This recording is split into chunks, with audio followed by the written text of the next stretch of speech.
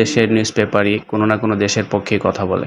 তো ইরানের পক্ষে যেসব নিউজ পেপার থাকে সারা বিশ্বে ওরা ইরানের পক্ষে কথা বলবে আমেরিকার বেশি ক্ষতি হচ্ছে। আবার আমেরিকার পক্ষে যারা থাকে ওরা সবসময় ইরানের বিপক্ষে বলবে যে আমেরিকা এই যুদ্ধে জয়লাভ করতেছে, ইরানের সবকিছু ধ্বংস হয়ে গেছে। এটাই হলো নিয়ম।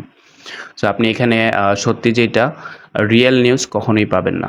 কিন্তু বর্তমান পরিস্থিতিতে যেটা বোঝা যাচ্ছে, যুদ্ধ এখানেই শেষ না।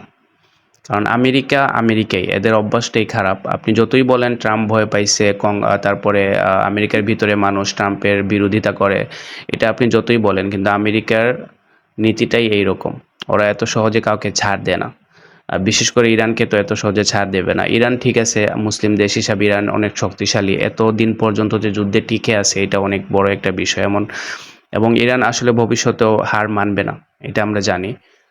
তো তার পরিণতি এটাই হইতে পারে, আমেরিকা পুরো ইরানকে ধ্বংস করে দিতে পারে। পুরো ইরানকে ধ্বংস করবো না, কিন্তু স্ট্রাকচার বা কাঠামো যেটা বলেন একদম ধ্বংস করে দিতে পারে, যার কারণে ইরানের অর্থনীতি হয়তো আগামী 10 থেকে 15 বছর খুবই খারাপ হবে। এটা স্বাভাবিক বলাই যায়, আফগানিস্তান, ইরাক এইসব দেশের মতো আর কি। যেটা সবাই বলছিল আমেরিকার যুদ্ধে জড়াবে না, ইসরায়েলকে ট্রাম্প ফোন করে নেতানিয়াহুকে গালাগালি করছে, এইটা সেইটা, এগুলো সব হইলো জাস্ট একটা অভিনয়।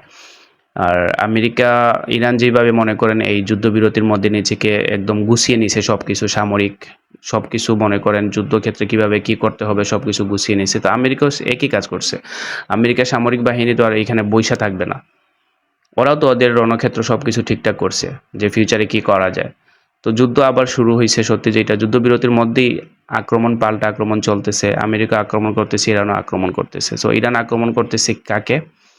এই আশেপাশে আমেরিকার যে ঘাঁটিগুলো আছে ওইগুলা, কিন্তু আমেরিকা যে আক্রমণগুলো করতেছে এগুলো ইরানের দেশের ভিতরেই করতেছে। সো আপনি বড়জোর আমেরিকার কি ক্ষতি করতেছেন? অনেকে মিথ্যা বলে কি ক্ষতি করতেছেন, ওদের বিভিন্ন হেলিকপ্টার বলেন, যুদ্ধ সরঞ্জাম বলেন, তারপরে যুদ্ধ বিমান বলেন, ওদের যুদ্ধ জাহাজ বলেন, এগুলো ধ্বংস করতেছেন, হয়তো সৈনিক মারতেছেন, কিন্তু অরিজিনাল আপনি ডাইরেক্ট তো আমেরিকার দেশের উপরে কোনো আঘাত করতে পারতেছেন না।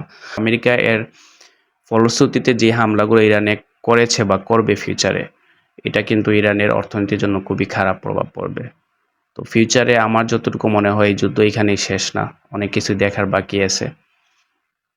তবে আগামী 1 মাস থেকে 2 মাসের ভিতরে এটার একটা ইমপ্যাক্ট কি বলে একটা ফল আমরা পেয়ে যাব। আসলে বোঝা যাবে যে যুদ্ধ কি আদৌ থামবে নাকি এভাবেই চলতে থাকবে, এটা 1-2 মাসের ভিতরেই বোঝা যাবে।